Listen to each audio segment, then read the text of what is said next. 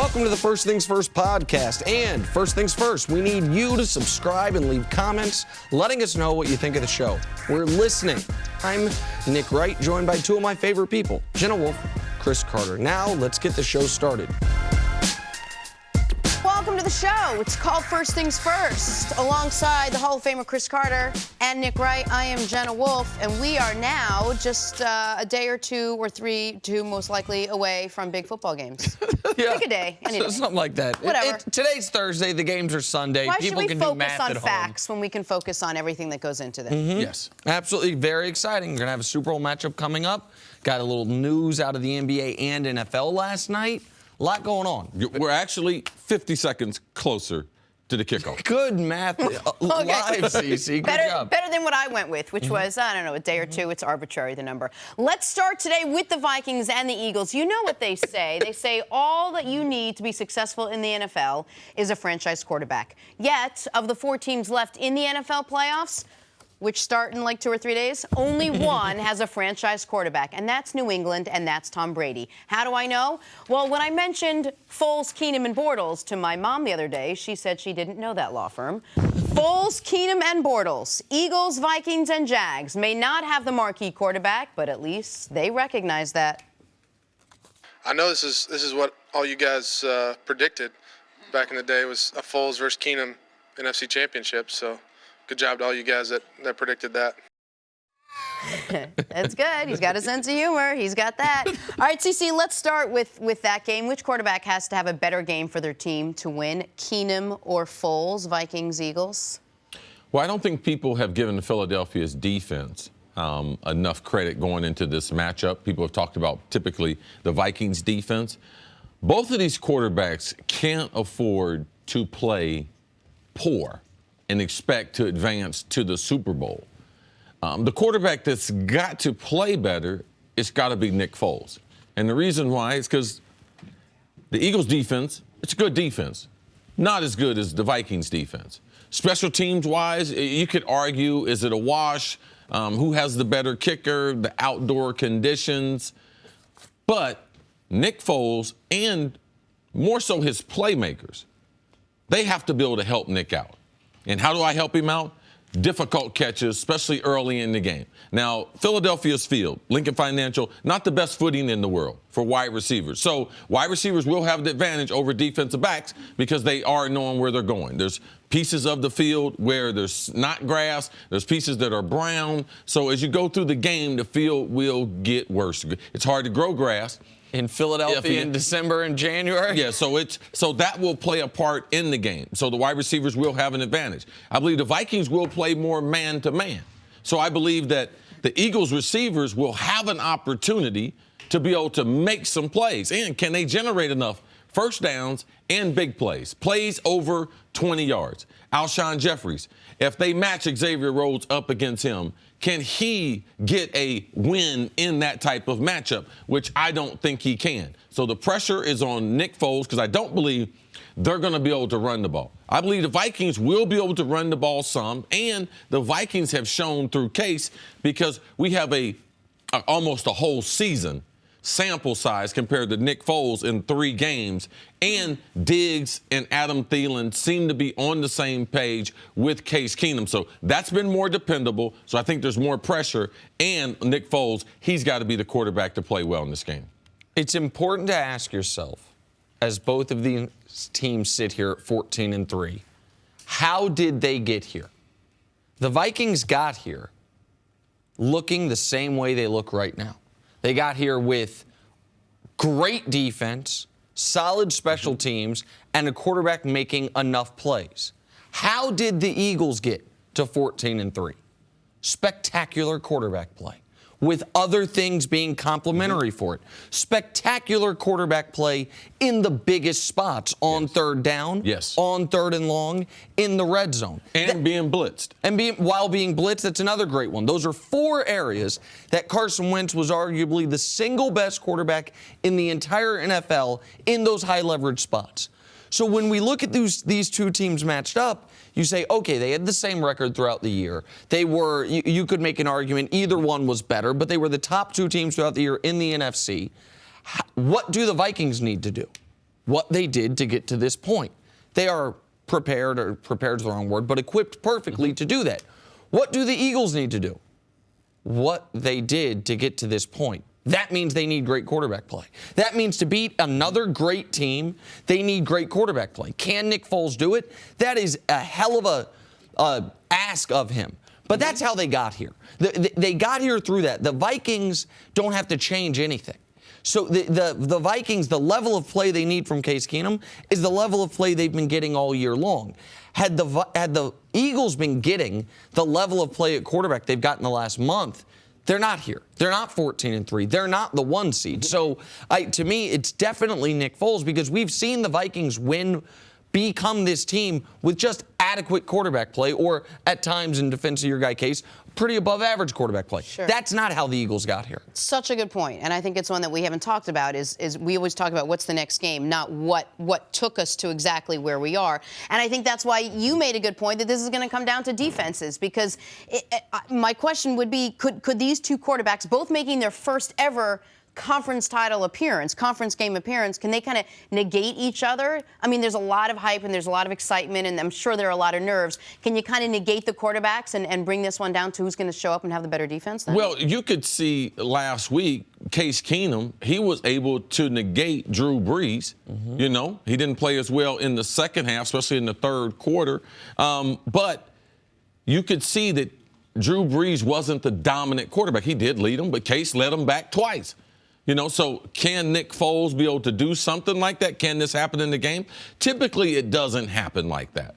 But because one of these quarterbacks is going to turn the ball over, either fumble the ball or throw an interception. Now, you might want to give credit to the defense, but we won't be talking about it as much as blaming the quarterback. Right. So the defensive play will be led by one of these quarterbacks making a mistake, which I believe that Nick Foles is more apt to do than our man Case Keenum. It's also important to take note of that the Vikings didn't come out of nowhere, even though it feels like they did.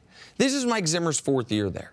His 2nd year there, he had them 11-5 with young Teddy Bridgewater, just adequate play at quarterback based on defense and running.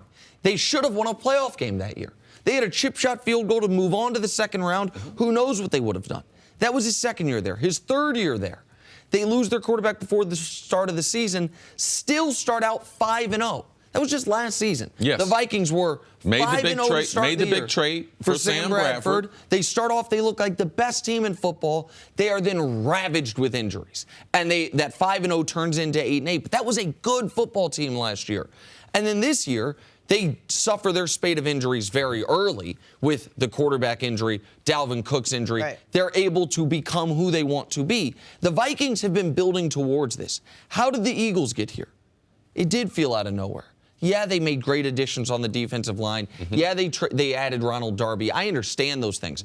But the big thing was they got Carson Wentz, and he turned into a superstar. And now he's not there. So, like, that's why, to me, when we look at these quarterbacks, one guy has a lot more on. And Carson Wentz led to Nelson Aguilar resurrecting his career after an awful season. Zach Ertz having his best season. So watch those two in this matchup, because you said they're led by great quarterback play, but it also was because guys making plays. So let's see if these guys can make plays with Nick Foles. Interesting matchup. Your guy, Terrence Newman, oldest defender in the NFL. He's the slot defender for the Vikings. He'll be going against Nelson Aguilar or Zach Ertz. So let's watch these 3 people in, because if Nick Foles has a good game, Nelson Aguilar and Zach Ertz have had something to do with it. I am fairly certain that somewhere, anywhere, someone is still rewatching the Minneapolis Miracle as we speak. I'm also fairly certain that both Stefon Diggs and Adam Thielen are beyond elated about their current sporting lot in life right now. And I am positive that both have plenty of praise for the guy who threw that ball, Case Keenum. Since day one, you know, I had all the belief in him. I felt like he could get the job done. He prepared the right way. He does things the right way. So I had all the confidence in him. He's had a lot of experience in this league, and he knows that you can't dwell on a play, and you got to move on. And he's one of the best I've ever seen to just be able to, have the same attitude, have the same preparation each week, and just be able to not really care what people think about him, and just go out there and play football like he has since he was young. All right, so let's break this down a little bit. Stephon Diggs and Adam Thielen are how much of an advantage do these two give the Vikings? And you know the defense that they're going up against, but let's talk about these two. Right. The exciting thing about not only their play is how did they get here? And they got a good friend of mine, former coach at Purdue, former coach at Ohio State, Darrell Hazel. He's their wide receiver coach. So in talking to him, how hard these guys work, how humble they are, how they can play any position in the offense, and how they have so much flexibility and interchangeability, so it allows the quarterbacks that, man, I don't have an X receiver. X receiver is the split end, typically to the short side of the field. Typically, the flanker is the guy who can run faster. He plays to the tight end side of the field. Both of these guys, because of their size and their speed. Stephon's probably a little bit faster than Adam Thielen, but Adam is very underrated as far as his overall speed. They're route running. They're technicians. They're very good friends on the field. But the thing I think that separates these guys collectively apart is typically you only have one guy that plays off the ground very, very well. Now, the Vikings, they have two. Playing off the ground, what does that mean? Balls where you have to, that are contested, that are in the air. Adam Thielen and Stephon Diggs, I would argue they're the best two together in the league. With Diggs being on contested passes this year, he's number one in the NFL. So a lot of times as a backup quarterback, you don't like throwing the ball when guys are covered.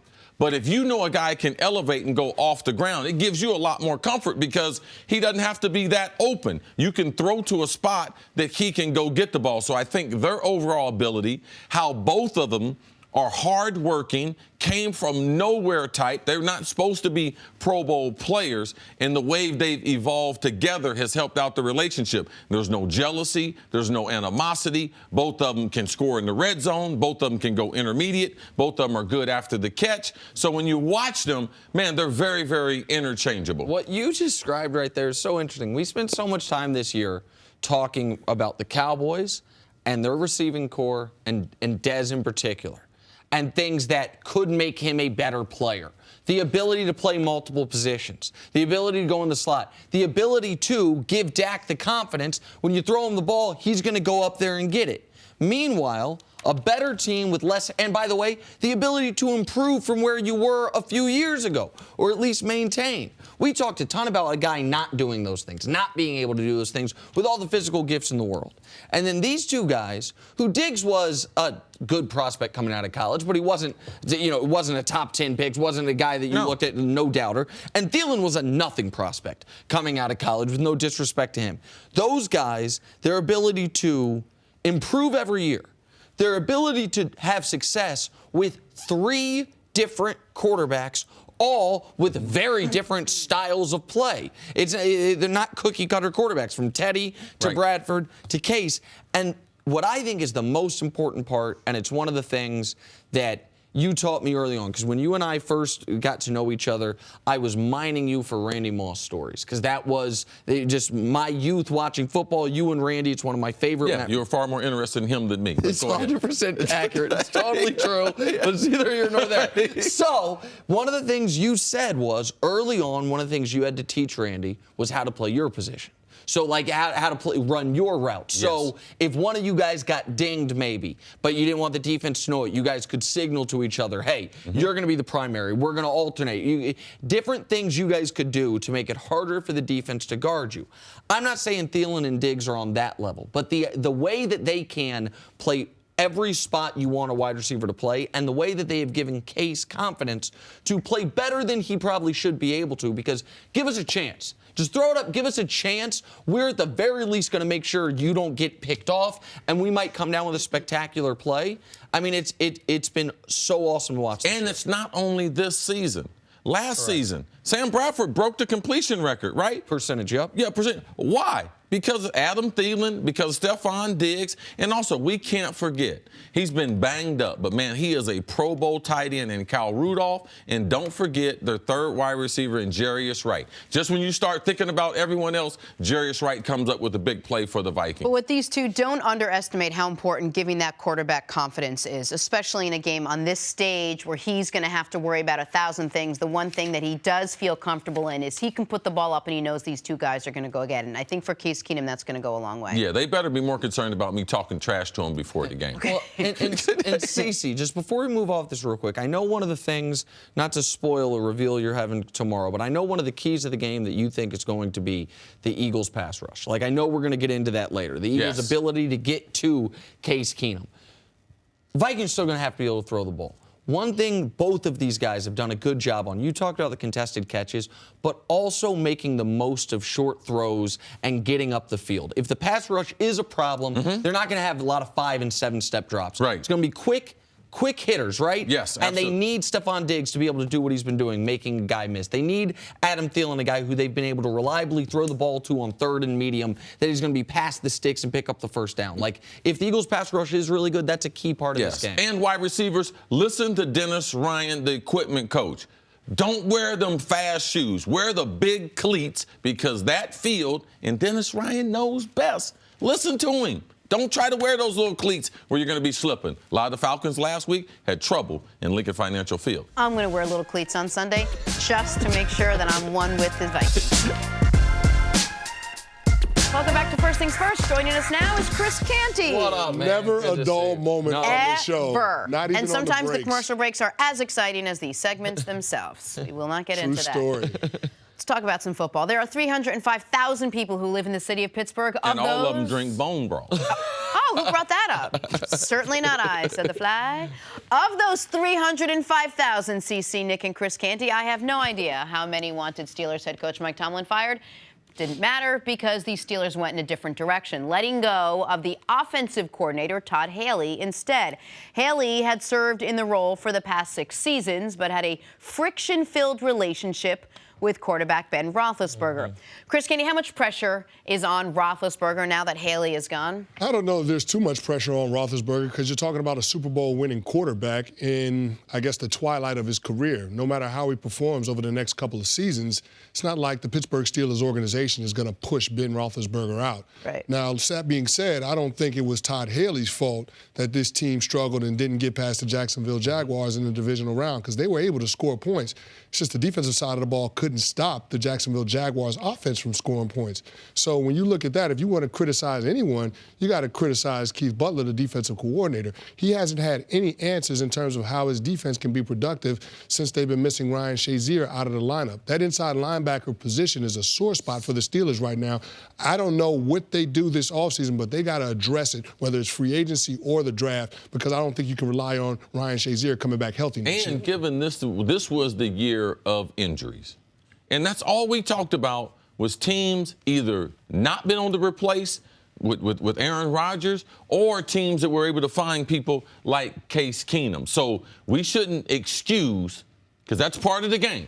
Ryan Shazier, they should have some type of answer for him on that defense, which would make Todd Haley the scapegoat for this, what was going on in Pittsburgh. Is that what it was? Because you said we should have been talking about the defense. So why was Todd Haley fired then? Well, because he didn't have a great relationship with Ben Roethlisberger. There's always been friction ever since he arrived there 6 years ago. And say what you will, Ben Roethlisberger was the guy that threw him under the bus when he talked about that 4th and 1, and he said, well, why didn't your quarterback sneak it? And Roethlisberger had no answer for the media, and he said, I like quarterback sneaks. I don't know why that wasn't a call. Like, that's directly a shot at Todd Haley. But if you look at the numbers, since Todd Haley got there, I mean, the first 2 years were a little rough because there was a little bit of a learning curve in installing his offense. They're unbelievable. But since then, yards ranked per game in the NFL. After his 3rd year, it was number 2 offense in yards, number 7 offense in points. His 4th year, number 3 offense in yards, number 4 offense in points. His 5th year, 7th in yards, 10th in points. And last year's 3rd in yards and 8th in points. Todd Haley is not the problem with the Pittsburgh Steelers offense. Go ahead, Cece. And last year it started, just some of it, just to paint a picture for the public. During the draft, they drafted Juju Smith-Schuster, USC, 2nd round, right? Yep. Immediately, he gets greeted to one of the great franchises by teammates tweeting that he's been drafted to replace one of the other wide receivers. So this is not Todd Haley's fault. So on draft day, a guy ended up having a remarkable year in Juju Schuster. He's been, by Martavius Bryant tweeting that, oh, then this guy's here to replace one of the other receivers. So there's been a lot of stuff going on in Pittsburgh for a long time. So Todd Haley has had to put up with it. He had to put up with L. Bell's holdout. He had to put up with the Facebook with Antonio Brown last year. He had to put up with Martavius being suspended for a long period of time. So for him to get this type of productivity with all these distractions, like, he has done a great job. And he's had to put up with, just in the last 15 months, more than a half dozen instances of his quarterback going out of his way to either call out the head coach or the offensive coordinator.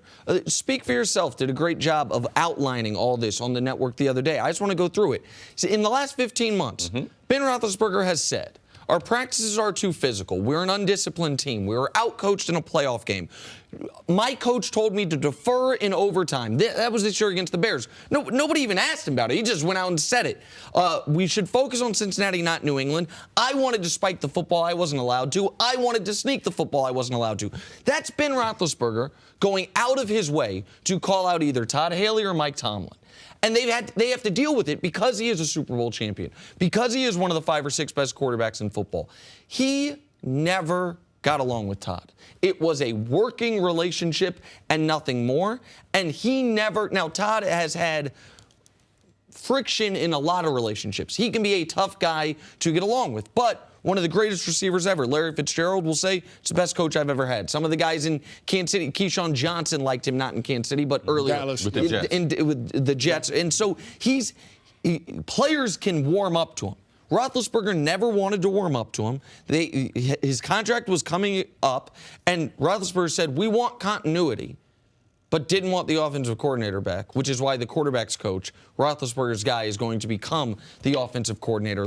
So Big Ben has brought a lot of this onto himself and onto the franchise. So to answer the question, how much pressure is on Ben Roethlisberger? Hey, man, remember when Bill Parcells said, you want me to cook, but you got to let me shop for the groceries?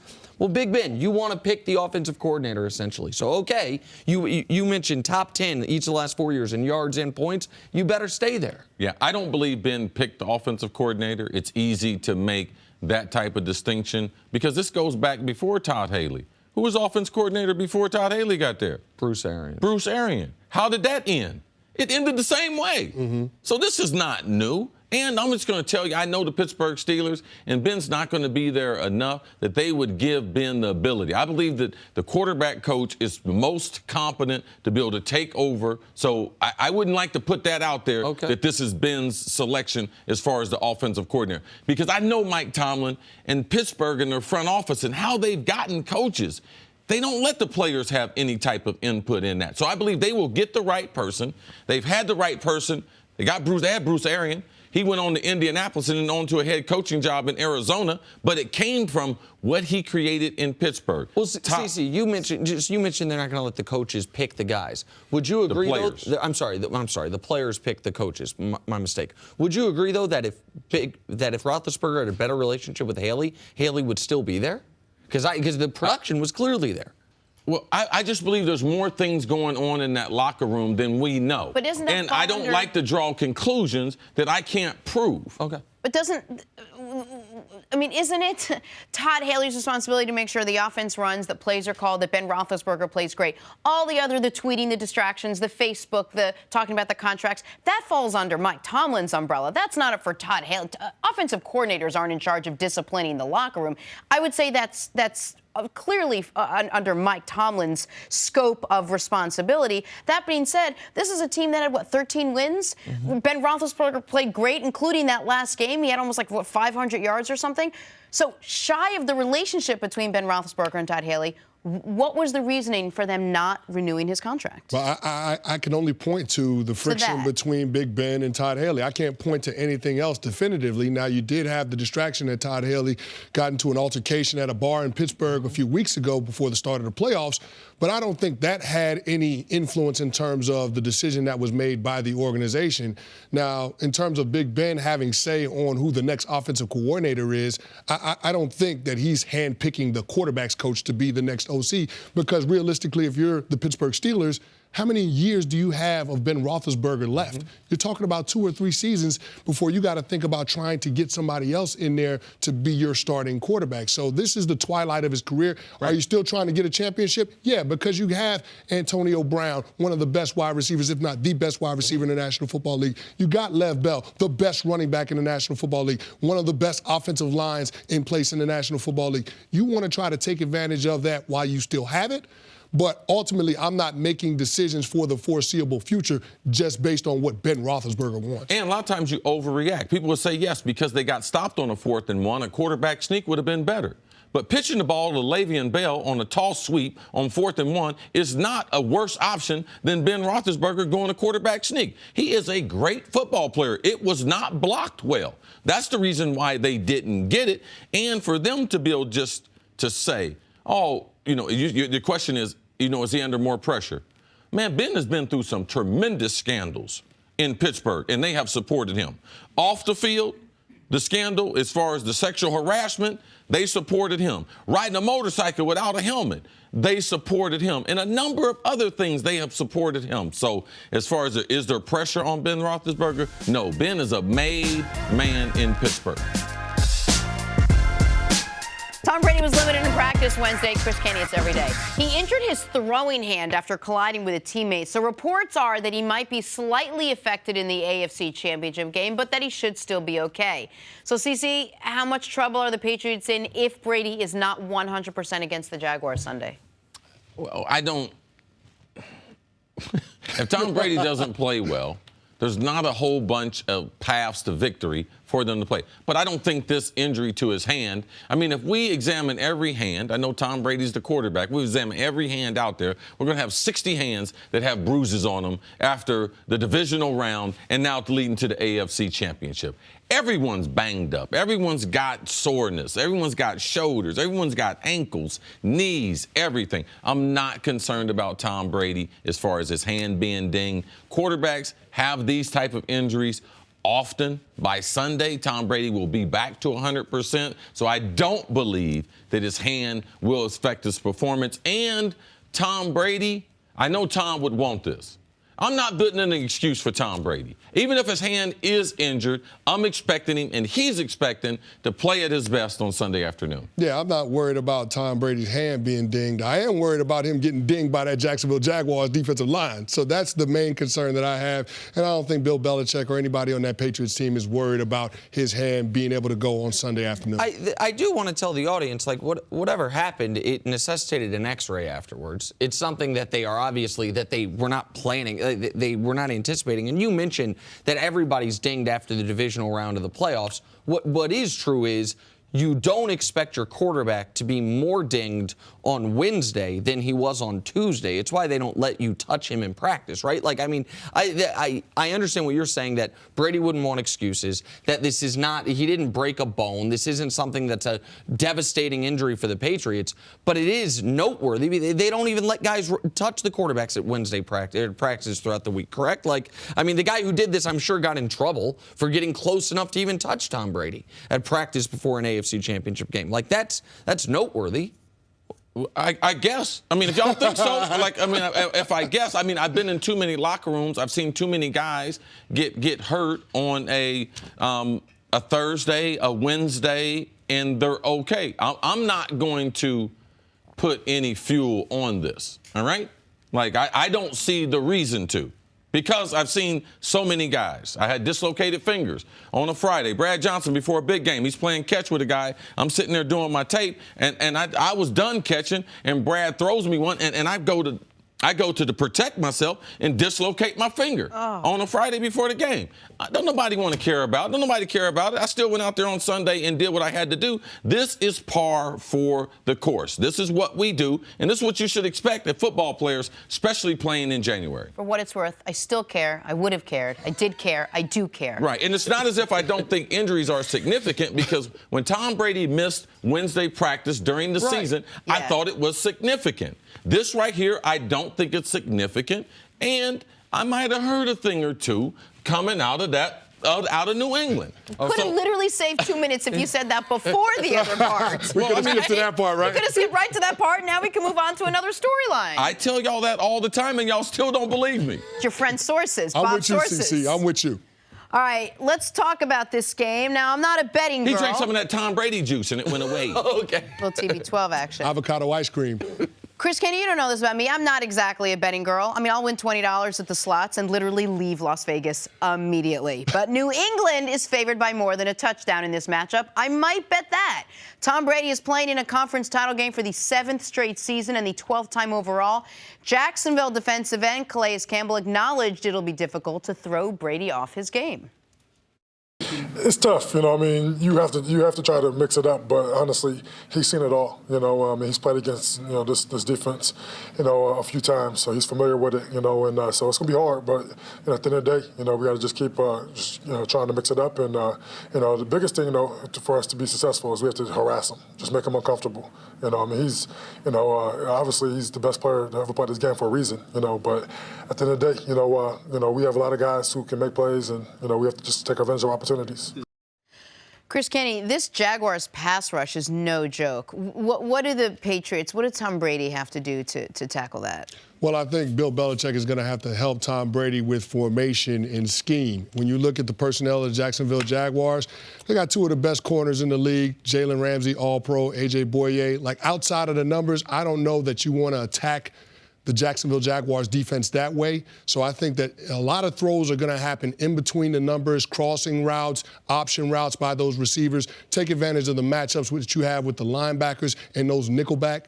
That's what you're going to have to do in terms of being able to move the football with your skill position players. Up front, I think a lot of that will be the formations, going with some wide looks, some inline tight ends, cut splits by the wide receivers, your tight end in a nasty split, being able to chip on those edge rushers. It's always easier to break down the pocket from the outside than it is on the interior because you typically have more space. So it's going to be imperative that Tom Brady gets help from Bill Belichick in terms of being able to take care of those edge rushers, Yannick Ngakoue and Dante Fowler. You're going to have a plan for those guys. But the one thing that you can't account for is interior pressure. There's only so much help that those 3 can get on the 2 guys inside. Yes. And so somebody's going to be left one-on-one. If you rewind back 2 years ago and look at that AFC Championship game in Mile High, Malik Jackson was the star of that game. That was the difference. Now, Wade Phillips did some things creatively on the defensive side of the ball. Everything was out of a split safety look, cover 2, but you didn't know if it was cover 2, 2-man, if it was going to be man-free. He changed up the coverages and changed up the different rush points, but ultimately you had 4 amigos getting after the quarterback. And that guy on the interior, that 3 technique that's responsible for putting that quick pressure in the A-gaps on Tom Brady, that was the guy that gave the Patriots offense trouble. And so when you have that, not only from a pressure standpoint and being able to get Brady on the ground, but in terms of interrupting the passing lanes and getting your hands up, that's going to be one of the things that affects Tom Brady. If the Jacksonville Jaguars can do that, they're going to give themselves a chance in this game. And on the other side of the ball, if the Patriots can neutralize that and keep a clean pocket and allow Tom Brady to step up, they'll be able to have success.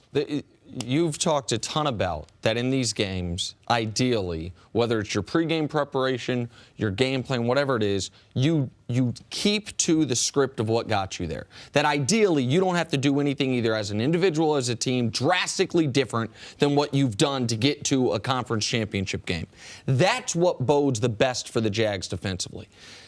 Only 1 team in the league rushed the passer more often this year with just 4 guys. The Jags were second in the league on percentage of plays run where they rushed 4 guys. The Jags, now, how successful were they? They ended the year second in the league in sacks. Yeah. So they were super successful. So they haven't been a team that's had to blitz throughout the season to get to the opposing quarterbacks. Now, they will, I'm sure, and I think it's something you're going to talk about, switch maybe some alignments up, switch some things up, maybe switch some different, have guys in different places than they typically would be in to throw a slightly different look at New England. But the Jags are not a team that has thrived on the blitz. We saw when Dick LeBeau was in Pittsburgh, the Steelers would have all this success throughout the season, didn't have a lot of success against Brady and the Pats. What's one of the reasons? The way they got pressure historically in that under Dick LeBeau, that zone blitz scheme, sending a bunch of guys. And we've talked about the stat. From 2007 to 2017, Tom Brady threw 90 touchdowns and 0 interceptions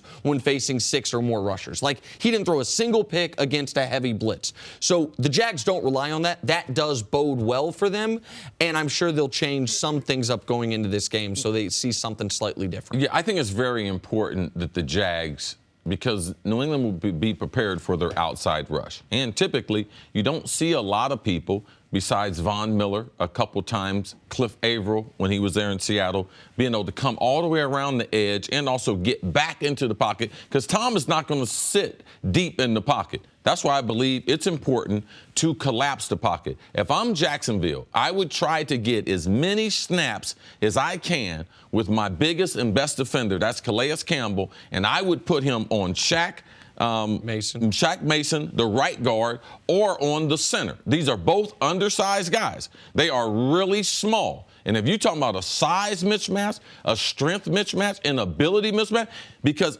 only way they can help from being soft in the pocket is by bringing the back in the middle. And if they bring the back in the middle, it helps with your pass coverage. Now, typically, New England likes to chip the backs on the outside or release the backs through the line of scrimmage into their pass route where they typically have option routes. So if I'm Jacksonville, that's what I'm looking to do. I'm looking for Malik Jackson and Calais Campbell to wreck the interior of New England. If they are going to win, it's because that part of the game has happened. And CC, another thing that the Jacksonville Jaguars can do is take a page out of what the Denver Broncos did to try to help their edge rushers out. They chopped up the front. What I mean by that is running ET games. Have the end be able to come inside on that tackle, because that tackle's out there on the island. Give the end a two-way go. Allow him to come inside to try to create quick pressure, and then allow those defensive tackles to wrap. And they have to do this with a no huddle. Yes. They're not going to be able to rotate. No. Now, they have a good rotation in Jacksonville, but Tom Brady will go no huddle to make sure they don't rotate. Why are we guessing? You're wearing a ring. You already beat Tom Brady. Just tell us. Tell us what the defense has to do. Well, CC brought up a good point, and I think Tom Brady and Bill Belichick learned their lesson when going up against the New York Giants twice in the Super Bowl and failing to be able to beat them. We had 8 defensive linemen, so we were rolling 4 rushers every 3 or 4 plays, and that's exactly what you want to do, be able to maintain the freshness of your 4 pass rushers, because ultimately their success in terms of affecting Tom Brady and the timing of that passing game, a lot of what the Patriots do is timing. Right. Those option routes, those crossers. It's all timing, throws in between the numbers. And when the Giants won those 2 Super Bowls and those upsets, the Patriots didn't go as much no huddle as they go now. Exactly, and that's what I'm saying. They're not going to allow those defensive linemen to rotate. Jags at Patriots. I'm no betting girl. I mean, I'll win $20 at the slots and literally leave Las Vegas immediately and be happy. How much we betting on the game this week, listen, Jenna? Sue's the same way as I am, so don't think this is the first you're hearing this. I got a good $8 to $10 on this game. Okay. But New England is favored by more than a touchdown in this matchup, so maybe I do jump in higher than $8. And Tom Brady is playing in a conference title game for the 7th straight season, also the 12th time overall. It's mind-boggling, actually. Regardless, Rob Gronkowski isn't looking past this tough Jacksonville defense. They got many, many great players, and it's going to be a big challenge. It's the best team we're facing all year.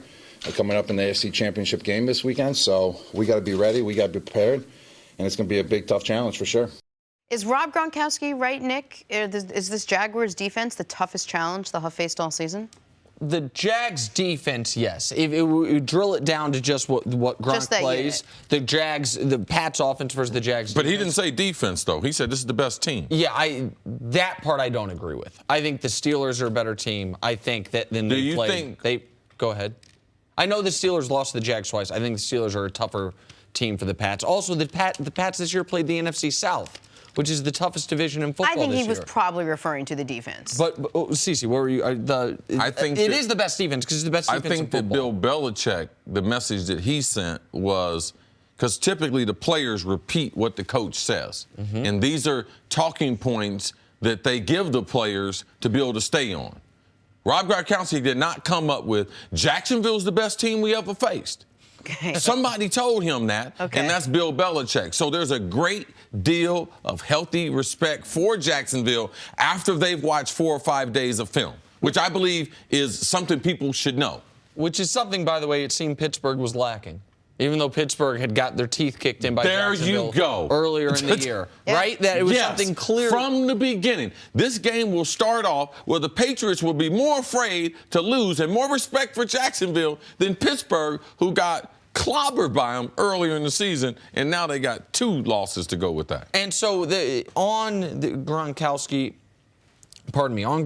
in particular, he is the guy that I am most intrigued to watch in this game from a Patriots offensive perspective because, Cece, you mentioned something earlier almost in passing that I think is really interesting, which is if the Jags do slide Calais Campbell inside and they collapse the pocket from the inside with Calais Campbell and Malik Jackson who had a ton of success against the Patriots in the playoffs a few years ago with Denver. That will force New England to use a running back in pass protection up the middle. Where did New England absolutely obliterate the Tennessee Titans, and where did they have their most success in the passing game throughout the season? Those annoying, frustrating little checkdowns, little dump-off passes, little split screens to running backs. Like, that has been such a huge part of their game, whether it's James White or Dion Lewis or Rex Burkhead when he was healthy, throwing to the running backs. If Cris is right that Jacksonville's going to try to eliminate that through a pass rush, force the running back inside, well, then we know the Patriots wide receivers haven't been great all year. We know that Brandon Cooks has been okay, but maybe not the dynamic game changer people thought he would be, and that Edelman's out. Amendola's just a guy. Like, Gronkowski is the X factor, to use a cliche, in this football game if the Jaguars attack them the way CC mentioned they might. I just believe that in New England, this game sets up for the running backs to have big days. So you say who should Jacksonville be worried about? Who will New England concentrate? I believe that Gronk in a big game is always going to get 5 to 8 major targets in the game. So you always have to stop Gronk. But it's a matter of who is that other player or two, and that being Dion Lewis or James White. Both of them being healthy, I look for them to try to force feed them the football. And I believe that New England, they know that they can't potentially run on Jacksonville, but they might run on them just to slow down the rush. But also, Brandon Cooks was brought to New England for a game like today.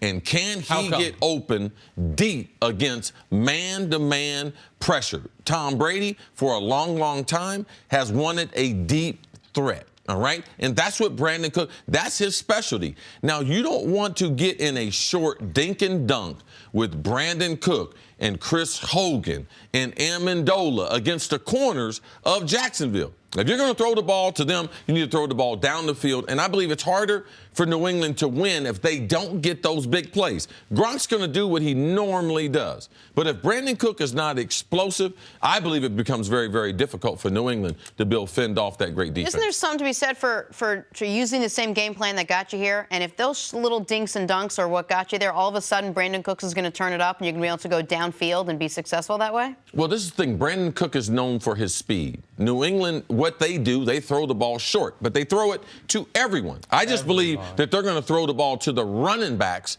an awful lot. Now, New England, they are game plan specific. That means they are more apt to change what they're doing, but they still do either the same thing. When they throw the ball, they love play action and they love being able to throw the ball diagonal. All right? They don't have a vertical passing game. They have a horizontal passing game. And that's what Jacksonville's got to deal with. And when you have a horizontal passing game, you have to be able to tackle well and not get yards after the catch. And I'm going to add something that's really drilled down on the strategy of this game. It's one of the cool things about when there's only 2 games in a weekend. You can really kind of get into the minute details you can't throughout the regular season. Our stats guy, Dusty, did a great job. This is something I never would have known.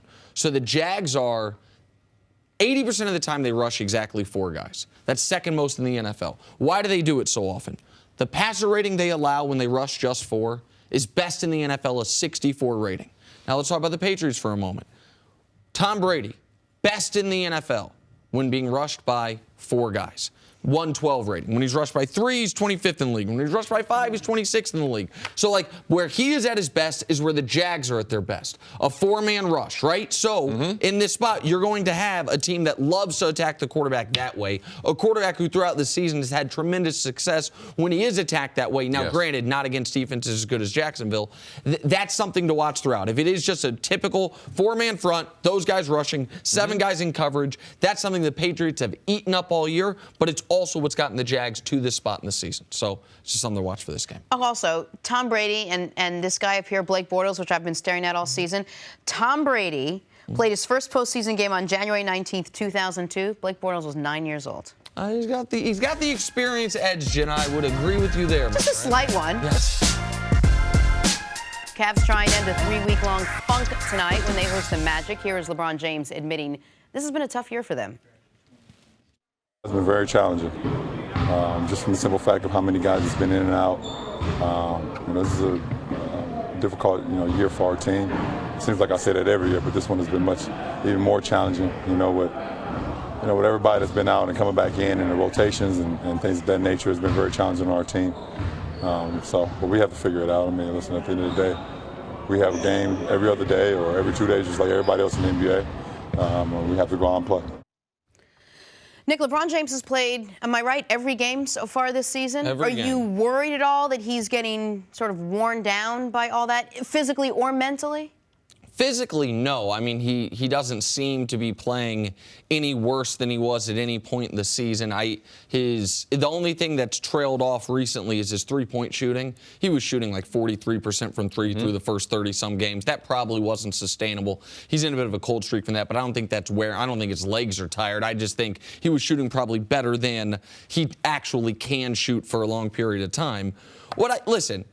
He said this is... What was the exact term he used?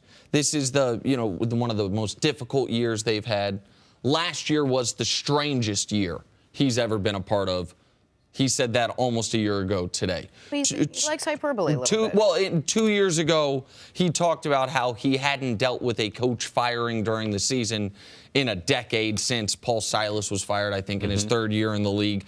And 3 years ago, he was so down on the team this time of the year. There was an amazing story that when they traded for Timothy Mozgov, it gave him a new life on the year because he saw how big Timothy Mozgov was. So LeBron, this time of year, does seem to, he's prone to hyperbole, and he does seem to maybe over-exaggerate what bad shape his team is in. But he is right that he's never had to deal with this type of bringing in new players, getting them acclimated, then they're gone. Like Derrick Rose, we're going to get him acclimated, then he's injured for a long stretch. Jay Crowder, we trade for him. We're going to put him in the starting lineup. He's never found his footing. Dwayne Wade, well, you're going to be a starter, you're not going to be a starter. And dealing with, for Wade, another all-time great, LeBron dealing with Wade as one of his best friends off the scenes, like, ego-wise, like, hey, you're now a bench player in this league, and that's not even to mention what he's having to deal with right now with Isaiah Thomas. So it doesn't surprise me that the leader of the team, the best player on the team, is talking about all the different stops and starts this Cavs team has had so far this year. And with him looking forward to the season with this new collection of players, 8 new players on the team. So when you have 8 new players, you don't have that history or you haven't had success together. So even when you struggle, your struggles are different because you haven't had success together. And they can say whatever they want to. Cleveland, I know they have to move on, but they miss Kyrie. They miss another guy who can just take over a game, take over a quarter, and you can see that. You can see it because IT is not healthy, so then it becomes very evident. LeBron, as far as him being tired, I don't think he's tired from a physical standpoint, but mentally the burden, what he has to bear, he is a human, all right? And this has been a very odd year. When you're looking forward to the season with 8 new players and you're trying to get another championship and you start the season and miss all of training camp. So you mentioned everything, but LeBron missed all of training camp before all these other things started happening with Derrick Rose and D. Wade and now Kevin Love not playing as good as he was with IT coming back. So they have to acquiesce to him some more. LeBron can't afford to take no time off because he's trying to get used to his new teammates and after missing training camp. So it's been a very, very odd and strange year for the Cavs. And I just want to expand real quick before you jump in, Jenna, on the Kyrie part of it. If you watched the Cavs in the last 3 years prior to this year, there would be stretches of time where LeBron was on the court where he was able to essentially rest. Because Kyrie was just, there would be 3-4 possessions in a row where the Cavs offense was, Kyrie, do something cool. Like, Kyrie's going to handle the ball the entire time off the court, play iso ball, and usually get to the basket or at least be able to get his shot off. Now, until Isaiah Thomas gets back to full strength, if Isaiah Thomas gets back to full strength, there's been no one on the Cavs that can do that. JR's having his worst season of his professional career. D. Wade and LeBron aren't playing a ton of minutes together because Wade's in the bench unit. So when LeBron's on the court, he's the only creator. He's got to do everything for the team offensively, which I think also leads to maybe, if not the physical strain, the mental strain of it because Kyrie's not there. He spoke up and complained last year. Made a comment. He spoke up and complained the year before just about the state of affairs within the Cleveland organization. Is there an argument to be made that this works for this team? That somehow, some way, the drama and the fatigue and the playing time arguments and the personnel and all of it just works for these guys because they've been really successful the last few years. What works, Jenna, is LeBron James is the best player in the world. And he's going to get his team to the finals either by hook or by crook.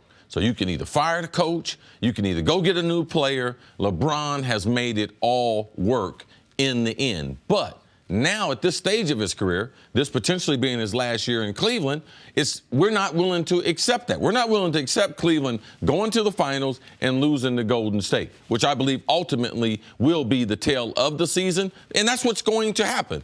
And I think while LeBron has amazingly been able to maintain his level of play, I don't think he's dropped off at all from this year to where he was even 3 or 4 years ago. Efficiency-wise, he might be having his best season.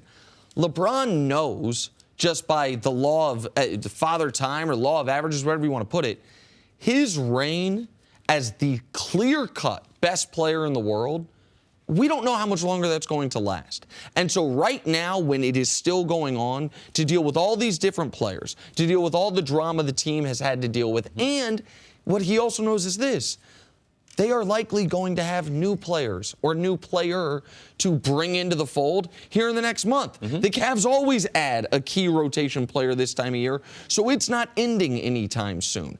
And lastly, the stories that have come out the last week, an anonymous Cav saying LeBron's hunting assists. We know LeBron didn't say that. He's not talking about himself. And then the prominent players saying, we don't think we can win a title. LeBron knows he didn't say that. That, I think, also adds to how difficult the season has been, is he's got guys. It's not a 53-man locker room like football, right? It's 12 guys, and when you're talking about prominent players, it's one of 7 dudes, one of 7 or 8 guys, most of which he's very close with, who are talking either about him or about the team's chances, which is ultimately about him.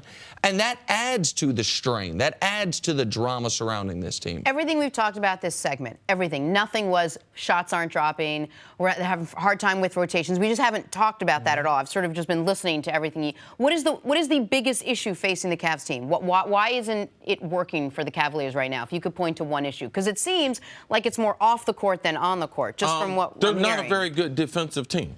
So their defense. Yes. I mean, they're not very good. And you mentioned JR is having one of his worst seasons, if not his worst season ever. And you can't have that from one of your star frontline players. Well, they've lost 9 of 12. During that stretch, they've been the single worst defensive team in the NBA. And you said shots not falling. Also during this stretch, their three-point percentage has dropped precipitously. Now, that's just, the ebbs and flows of the season. But this is a team that in the regular season, if they are not locked in defensively, which they have not been, if they're not hitting their threes, they shoot more threes than any team in the league but Houston. They shoot more threes than Golden State. Yeah. If they're not locked in defensively and their threes aren't falling, they are not a good basketball team, even with LeBron playing well. That's what they've been the better part of the last month. The new movie 12 Strong, starring Pete Coffin. Wow, I'm looking forward to it. You bring some tickets? Chris Hemsworth and Rob Riggle. And look who's joining us now. One Rob Riggle, who I didn't realize you were actually an active member of the Marine Corps at one point. I did 23 years in the Marine Corps. So just a small stint. You just wanted to get a little taste tour. of it. Is that what drew you to this movie or to wanting to jump on board this project? Yeah, I mean, obviously, but also the story is one of the most fascinating stories in military history. If you look into it, the book Horse Soldiers is what the movie's based on, but it was a classified story for a long time. Now it's been declassified, and finally, 17 years later, they're getting to tell their story. The interesting thing, I'll try to give you the Reader's Digest version. So when I went over, this story takes place in October of 2001. I went over and joined this unit in November of 2001. And I worked for Lieutenant Colonel Max Bowers, who I am now playing in the movie. So I'm playing my old boss in the movie. Get out of here. Yeah. So if people people should see the movie, but just if people don't know the story, I mean, the tagline is they watched in terror on September 11th, they volunteered to fight on September 12th. But since you experienced it firsthand and made the movie, can you just give us a little version of like what was actually going on here, what these guys were trained or asked to do in this circumstance? Well, basically what happened is right after 9/11, we were looking to figure out one, who did it, and how we were going to respond to it. When we finally, we figured out obviously pretty quickly that it was Al Qaeda, and then that they were being harbored and protected by the Taliban in Afghanistan. So the Northern Alliance, who was already in Afghanistan and currently fighting the Taliban, their leader Mossad was assassinated on September 9th as payment to the Taliban. So the Al Qaeda assassinated this guy on September 9th to, as payback to the Taliban so they could stay in Afghanistan. And it really shook the Northern Alliance because he was the thing holding it together. Then they attacked us on the 11th, and then we responded. We went in, these 12 Special Forces soldiers went in, joined the Northern Alliance, and took the fight to the Taliban and Al Qaeda. They were the first ones in, first ones hooking and jabbing in October. That's amazing. Yeah. Great story. We're going to make a hard turn to football just because there's no natural segue. It's just such an easy transition to go from one to the other. And we've been talking obviously about the championship games all week, and now we're getting ready. Let's start with the NFC. Two big-time quarterbacks going up against each other with tons of experience in this one, head-to-head. How do you see this battle between? They're in the same class, weren't they? The class of whatever the. Yes. Yeah. So I mean, they came in the league at the same time. Is what They I'm did. saying. So they have history. So it's kind of cool. I mean, it worked out. It's amazing how things work out. You just never know how things are going to work out. It's adorable. It's adorable. Case Keenum and Nick Foles. That sort of just falls off the tongue. Sure. Tell me about this little matchup between the two. What do you think? Look, I think it's going to be awesome. I think Minnesota, they had such an unbelievable high. I hope they emotionally have calmed down and got their focus back. And because when you go through something like that, I think it takes a while to regroup a little bit, maybe mentally, emotionally, all that stuff. And don't underestimate the Eagles. Like look, everybody's complaining about Foles or whatever. The Falcons were red hot, in my opinion, red hot, and they shut them down. So that Eagles defense is real, and put it all together, I think we're going to have a great game. You're a huge football fan. You've been involved with Fox for a long time, and the big show on Sunday. Where were you, and what was your reaction to the Minneapolis Miracle? I was in my hotel room, and I was really bummed out that I was alone because I was screaming and yelling, and I couldn't believe what I was seeing. So I wanted someone there to acknowledge what had just happened. And so you ordered room service, right? Yeah, so I got the waiter. Come here, go in, guys. Right. But I did. I wanted to acknowledge it. So I did what everybody in this world does. I tweeted out like, "Oh my God, Vikings!" I think is what I tweeted, and that was it. But and then I called my son. He's back home, so I called him and I was like, "Did you see? Did you see?" Yeah. He didn't, so I felt bad because he was like, "No, I was shooting hoops." What happened? That story dropped off a little bit. You mentioned the emotional high. So the one thing that's really interesting about this game, so CeCe was at the game, he was able to be in the locker room right after. And CeCe's described that while in the locker room, celebration amidst, once Mike Zimmer acknowledges the team, acknowledges the moment, he started going down the schedule for Monday. Like, listen, practice squad guys, you show up at 7:30. Yeah. These guys, you show up at 8, just to try to refocus everyone. Yeah, definitely refocus, level set. Everyone, do you guys realize we just witnessed a miracle? That's what he said. They said the Lord's Prayer, practice squad squares, 8 o'clock, weightlifting, 8:30, team meeting at 9. Good. So the chance of recovering. I think that's the absolute right thing to do. I think that's the smartest thing you can do. You come off an emotional high like that, it is so hard to reset and regroup and refocus. And I think that's right. You have to acknowledge it. You can't blow it off.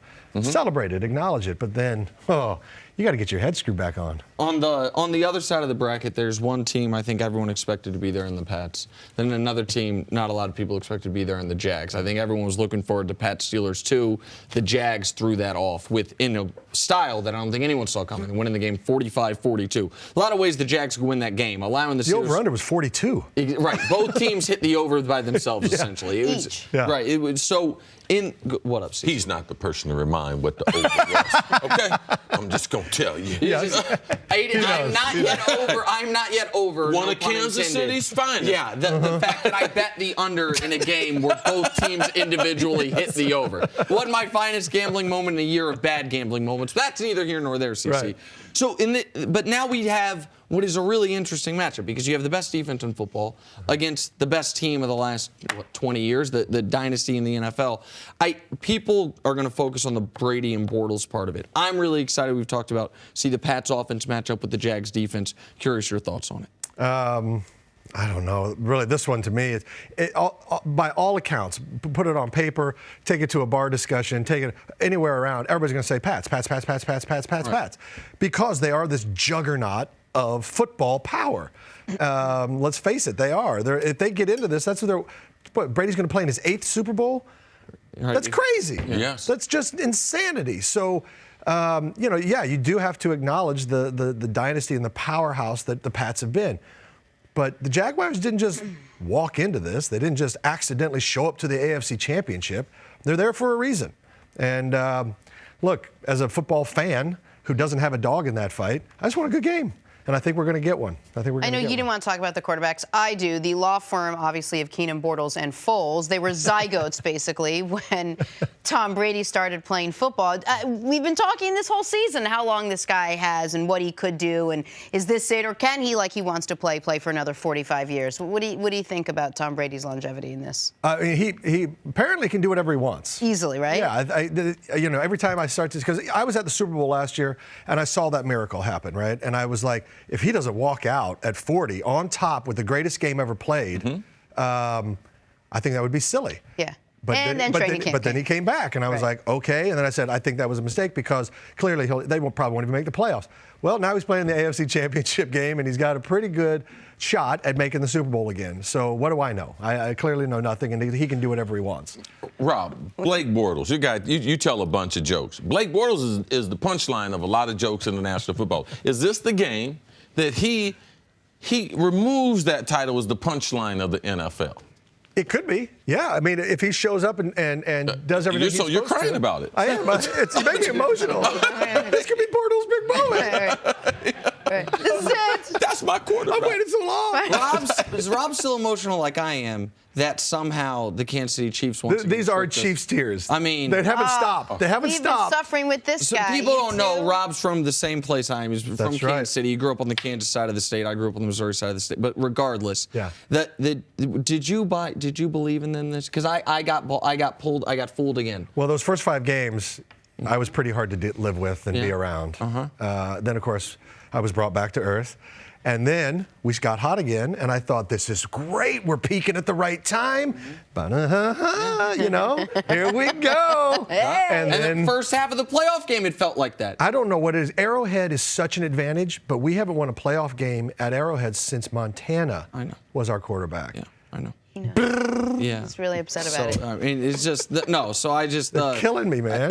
That's the real devastation of it all, because you felt like they felt like the AFC there were some weak points this year. I always That's part of being a fan. That's fandom. I am always for the Chiefs. I'm always on board with the Chiefs. Their fate is my fate. I have to live with it. But yeah, they're killing me.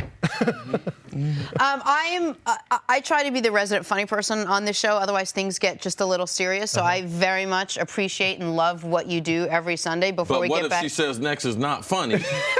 Don't be concerned. Okay, yeah. It's not true. I'm not trying to be funny. When one doesn't try to be funny, one is funny or one is not funny. Just a natural talent natural you thing. And Rob share. How much do you enjoy the stuff that you get to do on Sundays? We love watching you. I thank you, and I appreciate that. I love to do it. It's a kind of a narrow lane. Sure it is. I got about 1:45. Maybe. Sometimes. Hey, and sometimes if it's a one-game thing, like the Thanksgiving, I got 30 seconds. Right. And I got to make my picks, and I got to be G-rated. Not even PG, G-rated. They're really hamstringing you there. And it's the NFL, so I don't want to upset them. Okay. Right. Otherwise, Fox gets slapped, and then Fox slaps me. Yep. Right. So, it's a narrow lane with which to do comedy, and every week we got to come up with a sketch, So we try our best. Yeah. Do you have one this year that you think back on that you're like, that's the favorite thing we've done? Yeah, we do song parodies a lot. Yeah. And we did a Thanksgiving one that was kind of fun, I thought. They did a song parody without you at the Upfronts this year that involved Terry and Howie rapping. Yes. You would have been very, very much appreciated. I think mercifully I was filming a movie. I was just going to say, you're probably lucky and happy that you weren't there. I'm Jenna Wolfe, and thank you for listening to the First Things First podcast. Make sure to subscribe and tell your friends, family, and coworkers about the podcast, which, by the way, is available on iTunes and all your favorite podcast apps. You can catch a fresh new episode every Monday through Friday on FS1, starting at 6:30 a.m. Eastern, 3:30 a.m. Pacific. So long, everyone.